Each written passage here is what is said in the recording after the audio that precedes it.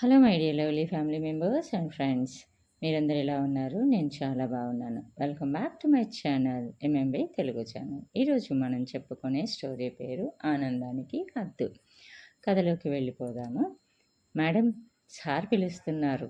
Attender వచ్చి చెప్పగానే ఉషా భయంగా చూసింది. అమ్మో, కబురు వచ్చింది. వస్తుందని ఎదురు చూస్తూనే ఉంది ఉదయం నుంచి. కానీ ఎందుచేతనో పిలవలేదు అని ఊపిరి పీల్చుకుంటుంది. ఇప్పుడే 5 అయిపోతుంది, ఇవాళకి గండం గడిచింది అని హాయిగా నిట్టూర్చబోతుంటే రానే వచ్చింది ఉరుములాంటి పిలుపు. ఏమంటాడో, ఖచ్చితంగా ఇవాల్టితో నా పని అయిపోయినట్టే. ట్రాన్స్ఫర్ ఆర్డర్ అందుకోవాల్సిందే తను. 2 ఏళ్లుగా అతని దగ్గర స్టెనోగా చేస్తుంది ఉష. ఎప్పుడూ ఆప్యాయంగా చూస్తూ ఆదరంగా మాట్లాడే జనరల్ మేనేజర్ ఆనందరావు గత 6 నెలలుగా చిత్రంగా మారిపోయాడు. అతని చూపులు, ప్రవర్తన ఇబ్బందిగా, రోతగా ఉంటున్నాయి. తన ఎదురుపడగానే అపాదమస్తకం, కామం నిండిన కళ్ళతో ఆకలిగా చూస్తూ ఏ క్షణానైనా మీద పడి పంజా విసిరి పులిలా అనిపిస్తున్నాడు. లోపలికి వెళ్ళాలంటేనే ఈ మధ్య తడగా అనిపిస్తుంది. 2 రోజుల క్రితమైతే డిక్టేషన్ అంటూ పిలిచి పొరపాటు జారిపడిన తన చున్నీని టేబుల్ కింద నుంచి కాళ్ళతో గట్టిగా నొక్కి పట్టుకొని ఆకలిగా, అసహ్యంగా తన గుండెల వైపు చూస్తూ తను అన్న మాటలతో ఒళ్ళంతా జుగుప్సతో నిండిపోయింది ఆమెకి. అతను అంటే ఇంతకాలం పెంచుకున్న గౌరవం పటాపంచలైపోయి అతని మీద అసహ్యం వేసింది. వణుకుతున్న చేతులతో అతని కాలు బలవంతంగా తోసి చున్నీ లాక్కొని పరిగెత్తుకొని వచ్చింది. కళ్ళ నిండా నీళ్లతో వచ్చిన ఉషని చూసి ఏమైంది అంటూ అడిగిన భావనికి జరిగిన విషయం మొత్తం చెప్పి బావురుమంది ఉష. అంతా విని అతనికి బుద్ధి రావాలంటే నువ్వు ఒక పని చేయాలి. ఇలా ఏడిస్తే ఇంకా ఏడిపిస్తారు ఈ మగాళ్ళు అంది ఎప్పుడు మగాళ్ళని తిట్టిపోసే భావనే. అందుకోస ఏం చేయను అంటూ తడి కళ్ళతో బెదురుగా అడిగింది ఉష. ఆమె చెవిలో ఏం చేయాలో చెప్పింది భావనే. అమ్మో అంటూ కళ్ళు పెద్దవి చేసి భయంగా, ఆ తర్వాత నన్ను ఖచ్చితంగా ట్రాన్స్ఫర్ చేస్తారు. అస్సలే మా ఆయనది ట్రాన్స్ఫరబుల్ జాబ్ కాదు. నన్ను ఏ వైజాగ్కో విజయవాడకో వేస్తే పిల్లలకి ఆయనకి దూరంగా నేను ఎలా ఉండను అంది ఉష. అందుకు అలా ఏమి చెయ్యరు, ట్రై చెయ్యి. అంతగా చేస్తే మనం స్ట్రైక్ చేద్దాం. అతన్నే ట్రాన్స్ఫర్ చేయించే పవర్ నాకుంది అంటూ హామీ ఇచ్చింది పావని. భయం భయంగానే పావని సలహా పాటించింది. సలహా అయితే పాటించిందే కానీ గుండె దడదడలాడుతుంది. ఎప్పుడు ఏ ఉపద్రవం ముంచుకొస్తుందో అని. ఇప్పుడు పిలుపు రావడంతో గుండె ఆగిపోయింది. ఆగిపోయింది, అయిపోయింది నా పని. ఇవాళే ఈ ఆఫీస్లో ఆఖరి రోజు అవుతుందో ఏమో అని మనసులో ఏడుస్తూ షార్ట్ హ్యాండ్ బుక్కు, పెన్సిలు తీసుకొని లోపలికి వెళ్ళింది. ఆమెని చూడగానే హుషారుగా అన్నాడు ఆనందరావు. నేను ఇవాళ ఇంటికి త్వరగా వెళ్తున్నాను, మీకేమైనా పని ఉంటే చూసుకోండి అని అన్నాడు. ఆ మాటతో నివ్వెరపోయింది ఉష. పక్కన పెద్ద విస్ఫోటనంతో కొండ చర్యలు విరిగిపడినంతగా అదిరిపడింది. ఊహించినది ఒకటి జరిగింది, మరొకటి. దానికి ఆనందించాలో ఏడవాలో అర్థం కాలేదు ఉషకి. ఉషకి ఓ 30 ఏళ్ళుంటాయి. పెళ్ళయింది, 2 పిల్లలు. వారానికోసారి పిల్లలకి బాగాలేదనో, వాళ్ళు స్కూల్కి వెళ్ళాలనో ఏదో వంకతో పర్మిషన్లు అడుగుతూ ఉండేది. ఆనందరావుకి కోపం వచ్చినా పాపం ఆడపిల్ల, చాలా బాధ్యతలు మోయాలి అని ఒక సాఫ్ట్ కార్నర్తో ఆమె అడిగినప్పుడల్లా పర్మిషన్ ఇస్తూనే ఉండేవాడు. ఈ మధ్య ఏమైందో మరి?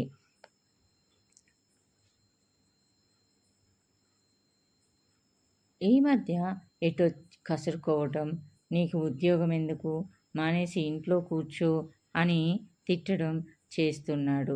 2 ఏళ్లుగా అతని దగ్గర పని చేస్తున్నా ఏనాడు విసుక్కోని ఆనందరావు హఠాత్తుగా ఎందుకలా మారిపోయాడో ఉషకే కాదు, అక్కడున్న ఆయన్ని ఎరిగిన ప్రతి వాళ్ళు ఆశ్చర్యంగానే ఉన్నారు.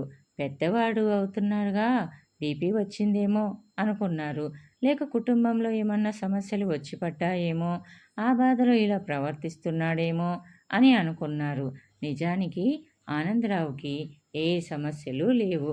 ఇంకో 2 ఏళ్లలో రిటైర్డ్ అయిపోతాడు. అతను పనిచేసే సెమీ గవర్నమెంట్ కంపెనీ రూల్స్ ప్రకారం రిటైర్డ్ అయ్యాక పెన్షన్ రాదు. కానీ రిటైర్మెంట్ బెనిఫిట్స్ మాత్రం చాలా వస్తాయి. ఆనందరావుకి 2 కొడుకులు. ఇద్దరిని ఐఐటీలో ఇంజనీరింగ్ చదివించి పెళ్ళిళ్ళు చేసి మరీ అమెరికా పంపించాడు. అటు ఆర్థికంగా కానీ, ఇటు ఇతరత్రా కానీ ఆనందరావుకి ఎలాంటి ఇబ్బంది లేదు. ఏ సమస్య లేదు. కానీ ఇటీవల అతని సమస్య అంతా భార్యతోటే. ఆమె చక్కనిది, చదువుకున్నది, మంచి గృహిణిగా, మంచి తల్లిగా, మంచి కోడలిగా పేరు తెచ్చుకున్నది అయిన విశాలాక్షి ఆనందరావుకి అన్ని విధాల అనుకూలవతిగానే ఉండేది. పైగా మంచి సరసురాలు కూడా. అలాంటి విశాలక్ష్మిలో అనూహ్యమైన మార్పు వచ్చింది. వంటింట్లో పని ముగించుకొని మరచెంబుతో మంచినీళ్లు పట్టుకొచ్చి భర్త సరసన చేరి ముద్దు ముచ్చట్లు నెరిపే విశాలాక్ష్మి మారిపోయింది. ఎంతసేపు ఎదురు చూసినా పక్కన చేరకుండా సోఫాలో పడుకోవటం. పడుకుందాం రా విశాల అని పిలిస్తే మీరు పడుకోండి, నేను కాసేపు టీవీ చూస్తాను అని అంటుంది. నువ్వు లేకుండా నాకు నిద్ర వస్తుందా? నువ్వు జోలపాడాలి, నేను పడుకోవాలి అంటూ బలవంతంగా ఆమెని పడక గదిలోకి లాక్కెళ్ళడానికి ప్రయత్నిస్తుంటే చీదరించి కొడుతుంది. విశాలక్ష్మిలో వచ్చిన మార్పు ఆనందరావుకి ఆశ్చర్యాన్ని, కోపాన్ని, కించిత్ బాధని కూడా కలుగచేస్తుంది. పిల్లలిద్దరికీ 10 ఏళ్ళు, 12 ఏళ్ళు వచ్చిందాకా అప్పుడప్పుడు ఉపవాసాలు చేయించినా ఆ తర్వాత మాత్రం అతనికి శృంగార పలహారాలు ప్రతిరోజు సుష్టుగానే పెడుతుందేమో. ఇప్పుడు పస్తులతో తిండి లేక కృంగి కృషించిపోయిన వాడిలా తయారయ్యాడు ఆనందరావు.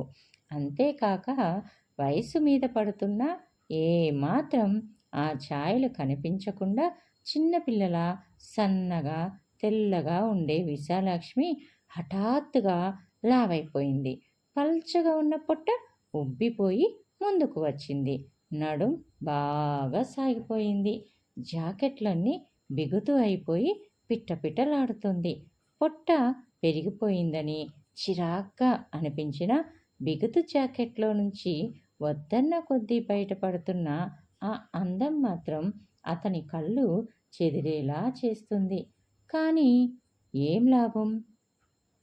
విశాలాక్ష్మి అతని పక్కన పడుకోవడం మానేసి ఖాళీగా ఉన్న పిల్లల బెడ్రూమ్లో పడుకుంటుంది.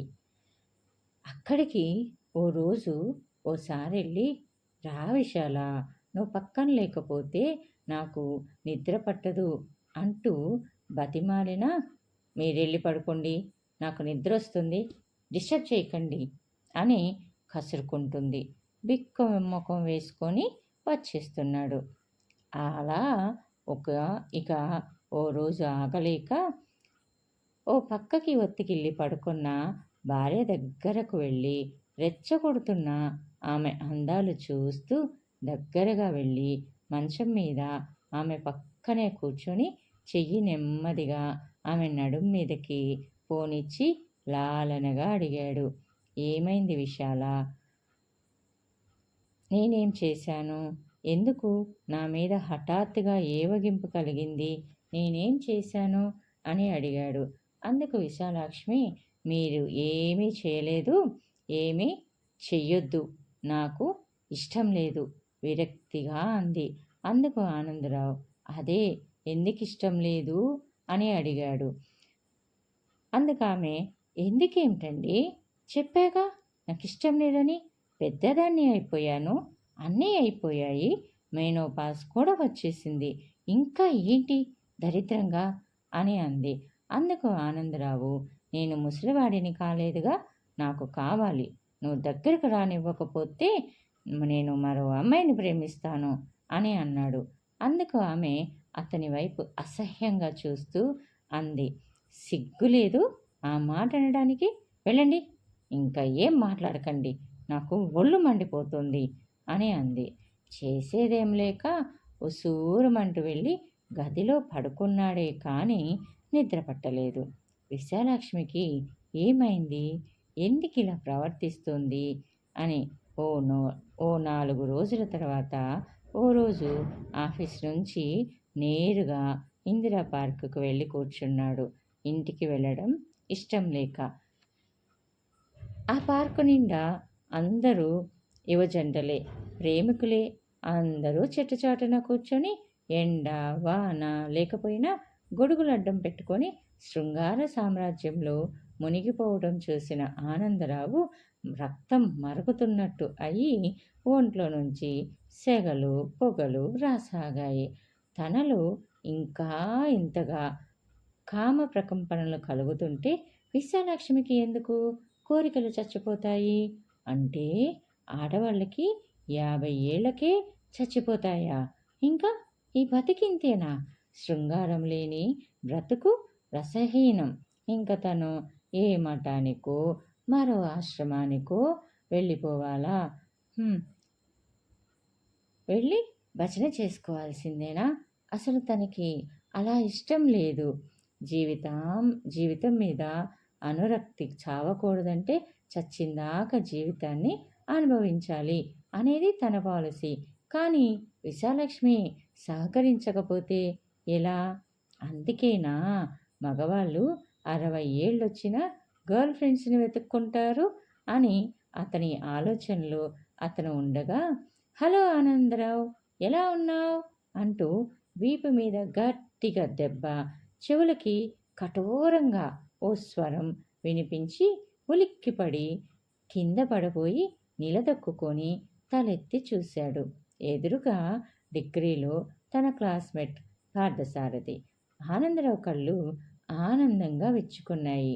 అరెరే పార్థు, నువ్వెక్కడి నుంచి వచ్చావు? అబ్బా, ఎంతకాలమైంది నిన్ను చూసి అని అడిగాడు. అందుకు పార్థసారథి తనకి కొంచెం 2 అడుగుల దూరంలో నిలబడిన 30 ఏళ్ల యువతి వైపు చూసి, యూ కెన్ క్యారీ ఆన్ వాణి, నేను కాసేపు కూర్చుంటాను అన్నాడు. ఆ వాణి అనబడే యువతి చిరునవ్వుతో ఓకే దెన్ బాయ్ అంటూ చిరునవ్వుతో చెయ్యి ఊపి వెళ్ళిపోయింది. అది చూసిన ఆనందరావు, ఎవరా అమ్మాయి మీ అని ఆనందరావు అంటూ ఉండగానే ఆ పాపు అంటూ గట్టిగా అన్నాడు. ఆనందరావు మాట పూర్తి చేయనీయకుండా అడ్డుపడి. అందుకు పార్థసారథి అదేమిటోయ్, అందుకు ఆనందరావు అదేమిటోయ్ అంత కంగారేంటి అంటూ ఆమె వెళ్ళిన వైపు చూస్తూ అడిగాడు ఆనందరావు.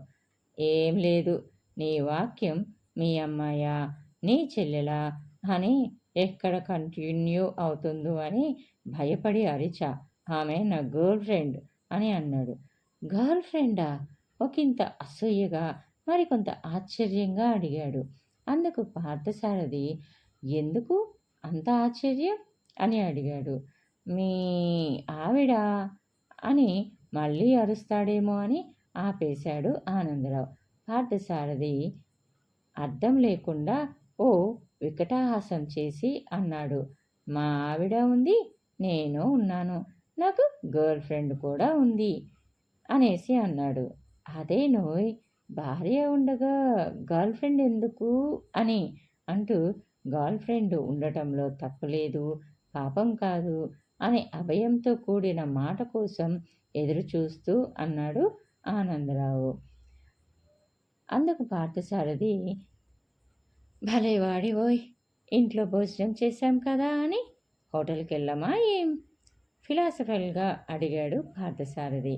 ఆనందరావు కళ్ళల్లో చిన్న వెలుగు, గుండెల్లో ఆశ కలిగింది.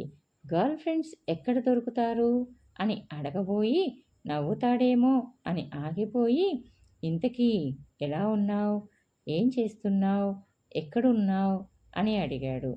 అందుకు పార్థసారథి, నాకే, నేను పూల రంగడిలా ఉన్నాను. 10 ఏళ్ల క్రితం స్టేట్ గవర్నమెంట్ ఉద్యోగంకి రిజైన్ చేసి రియల్ ఎస్టేట్ వ్యాపారం మొదలుపెట్టాను. బాగా సంపాదించాను. లిబర్టీలో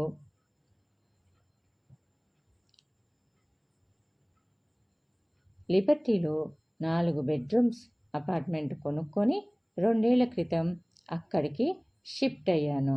2 అమ్మాయిల పెళ్ళిళ్ళు చేసి అమెరికా పంపించాను.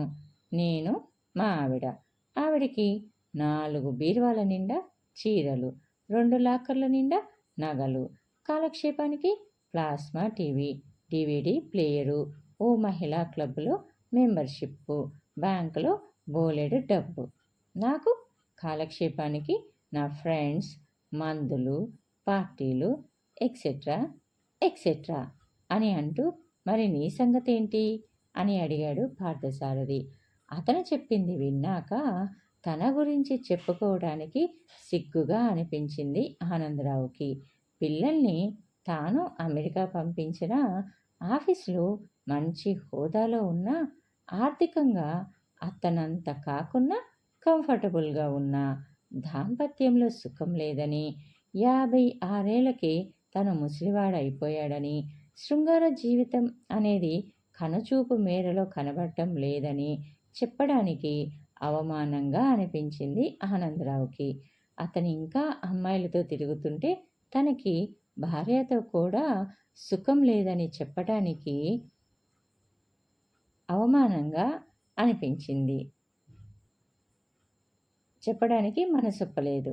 అందుకే విరక్తిగా నవ్వి ఊరుకున్నాడు. ఆ నవ్వుని చూసిన పార్థసారథి, అదేమిటోయ్ అలా నవ్వుతున్నా, ఆర్ యు నాట్ హ్యాపీ అని అడిగాడు సానుభూతిగా సారథి. ఇక తన మనసులో సుళ్ళు తిరుగుతున్న బాధ అమాంతం తన మిత్రుడికి చెప్పుకోవాలనిపించింది ఆనందరావుకి.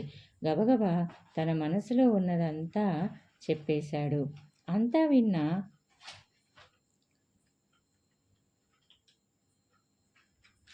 విన్న పార్థసారథి కప్పలు బెక్కబెక్కలాడుతున్నట్టు నవ్వాడు. ఎందుకల్లా నవ్వుతున్నావు? ఉక్రోషంగా అడిగాడు ఆనందరావు. ఏం లేదు, నిన్ను చూస్తుంటే జాలేసి నవ్వాను అని అన్నాడు. ఎందుకు జాలి అని అడిగాడు ఆనందరావు.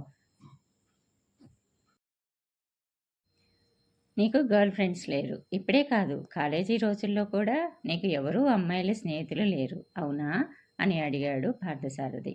ఆ మాటలకి అవమానంతో కుచించుకుపోతూ తలదించుకున్నాడు నల్లగా ఉండే ఆనందరావు.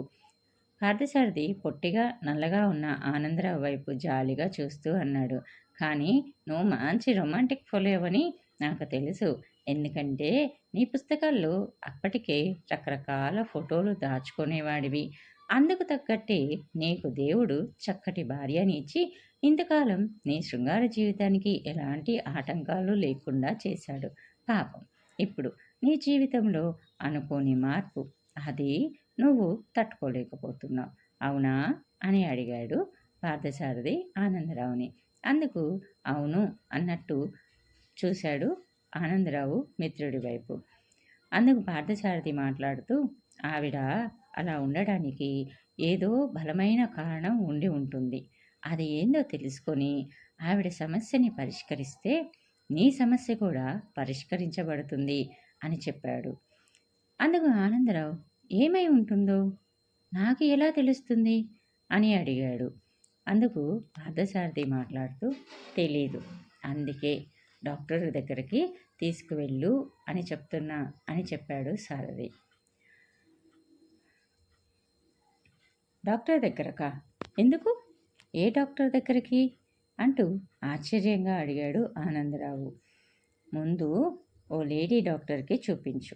మీ ఆవిడకి జబ్బేమీ లేదని ఆవిడ చెప్పిందనుకో, ఆ తర్వాత ఓ సెక్సాలజిస్ట్కి చూపించు. ఆవిడ అంత హఠాత్తుగా సెక్స్ పట్ల విముఖత పెంచుకోవడానికి కారణం ఏమిటో అడుగు అని చెప్పాడు. అందుకు ఆనందరావు మాట్లాడుతూ, వాళ్ళకి తెలుస్తుందా అంటూ అమాయకంగా చూశాడు. అందుకు సారథి, మరి వాళ్ళకి తెలియక నీకు నాకు తెలుస్తుందా అంటూ విసుక్కున్నాడు. అది కాదు అంటూ ఏదో అనబోతున్న ఆనందరావుని ఆపుతూ అన్నాడు. ఆనందం, నువ్వు నగ్న సత్యం ఒకటి తెలుసుకోవాలి అని అన్నాడు సారథి. ఏమిటది? నగ్నం అనే మాట వినగానే ఆరాటంగా చూశాడు ఆనందం. సాధారణంగా ఆడవాళ్ళందరికీ మెనోపాజ్ అయ్యాక సెక్స్ పట్ల ఆసక్తి తగ్గిపోతుంది. ఇక మేము ముసలి వాళ్ళం అయిపోయాము అని సైకలాజికల్గా ఫీల్ అయ్యి పూజలు పునస్కారాలతో కాలక్షేపం చేస్తారు. అలాంటి వాళ్ళకి కౌన్సిలింగ్ చేసేవాళ్ళు ఉన్నారు. ఒకసారి అక్కడికి తీసుకెళ్ళావంటే మళ్ళీ నీ జీవితం రసరమ్యంగా 3 పడకలు 6 ఆనందాలుగా వర్ధిల్లుతుంది అని చెప్పాడు.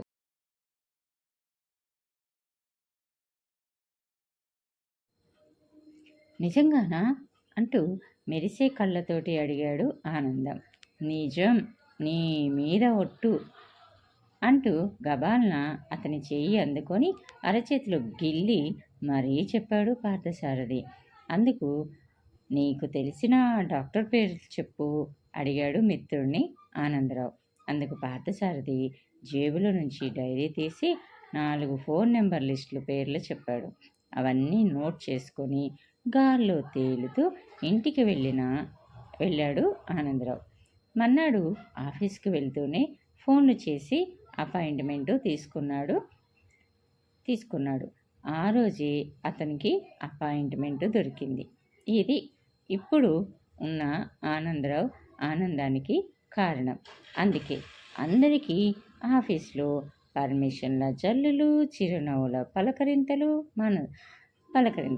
మనసులో కౌన్సిలింగ్ తర్వాత కలిగే పులకింతల మధురోహాలు. ఆనందరావు ఇంటికి వెళుతూనే విశాలా విశాలా అంటూ గావు కేకులు పెట్టాడు. అబ్బా, ఏమైందండి అంటూ గాబరా పడుతూ బయటికి వచ్చింది విశాలాక్షి. ఆమెను చూడగానే మూర్ఛ వచ్చినంత పని అయింది ఆనందరావుకి. ఎందుకంటే గులాబీ రంగు చిన్న పూలున్న తెల్లని గ్లాస్కో చీర, దాని మీద జాకెట్టు, అందులోంచి ఊరిస్తున్నట్టు కనిపిస్తున్న ఎదపొంగులు, చాలా కాలానికి వేసుకున్న వాలుజడ, అందులో తురుముకున్న మల్లెపూల మాల విరచుమ్ముతున్న పరిమళాలతో శృంగార దేవతలా వచ్చింది. ఏమిటండి అలా చూస్తున్నారు? కొత్తగా గోముగా అంది సిగ్గుపడుతూ. నువ్వేనా? కనురెప్పలు టపటపలాడిస్తూ అడిగాడు. నేనేం మీ గర్ల్ ఫ్రెండ్ని అనుకున్నారా అంటూ కొంటిగా నవ్వింది ఓరకంట ఆనందరావుని చూస్తూ. అది కాదు విశాల, నువ్వు వేలుముడి గుంటూరు జరీ చీర అంటూ ఉండగా, చాలే ఊరుకోండి, వెళ్ళి స్నానం చేయండి, ఒళ్ళంతా దుమ్ము మీరును అనేసి అంటూ ఆమె అక్కడి నుంచి వెళ్ళిపోయింది. భార్యని వెనుక నుంచి చూస్తూ, అబ్బా, లావైన సెక్సీగా ఉంది అనుకున్నాడు పంటితో పెదాలు రొమాంటిక్గా కొరుక్కుంటూ. కమ్మటి భోజనంతో పాటు తీయటి కబుర్లు చెప్పి బెడ్రూమ్లోకి తీసుకెళ్లిన విశాలాక్షిని బాగా వాటేసుకుని, నిన్ను కౌన్సిలింగ్కి తీసుకెళ్ళాలనుకున్నాను, కానీ నువ్వేమో అవసరం లేకుండా చేశావు. ఏమైంది విశాల ఇంటికి అని అడిగాడు చెవిలో గుసగుసగా. అందుకు విశాలాక్షి, నాకెందుకండి కౌన్సిలింగ్, ఇంటి నిండా వారపత్రికలు, అందులో సెక్సాలజిస్టులు అనేక మంది సెక్స్ సమస్యల గురించి ఇచ్చే జవాబులు చాలవు అని అంది.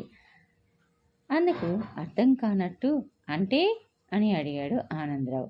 ఏం లేదండి, మీరన్నట్టు ఎందుకో నాకు తెలియదు, కానీ ఈ మధ్య నాకు అనుకోకుండా విరక్తి వచ్చేసిందే కాక మీరు నా ఒంటి మీద చెయ్యి వేస్తే చీదరగా అనిపించసాగింది. మీరు దగ్గరకు వచ్చినప్పుడెల్లా చీదరించుకుంటుంటే మీ కళ్ళల్లో కనిపిస్తున్న బాధ చూసి నా మనసు గిలగిల్లాడేది. ఎందుకలా అవుతుందో నాకే తెలియదు. ఆ మధ్య మీరు వేరే అమ్మాయిని చూసుకుంటానని బెదిరించాక నాకు భయం వేసిందండి. అందుకే నా సమస్య చెప్తూ ఓ పత్రికలో నేను ఒక పత్రికలో ఒకతనికి ఉత్తరం రాశాను. సమాధానాన్నిచ్చే సెక్సాలజిస్టులకి ఉత్తరం రాశాను. ఆయన ఇచ్చిన సలహా పాటించాను. మీ చేతిలో కరిగిపోతున్నాను అంటూ గుసగుసగా చెప్తూ అతన్ని అల్లుకుపోయింది. అందుకు అతను, ఎంత తెలివైన దానివే విశాల, నా అవసరం లేకుండా నీకు వచ్చిన సమస్యని నువ్వే పరిష్కరించుకున్నావా అంటూ మరింత దగ్గరకు లాక్కున్నాడు. ఆ మధురిమను అనుభవిస్తూ మనసులో, లేకపోతే అనవసరంగా ఒక అమ్మాయి జీవితం నాశనం అయ్యేది అని అనుకుంది మనసులో విశాలాక్షి. కథ ఎలా ఉంది? కథ బాగుంటే చిన్న లైక్ చేయండి. ఓకేనా? Thanks for the watching.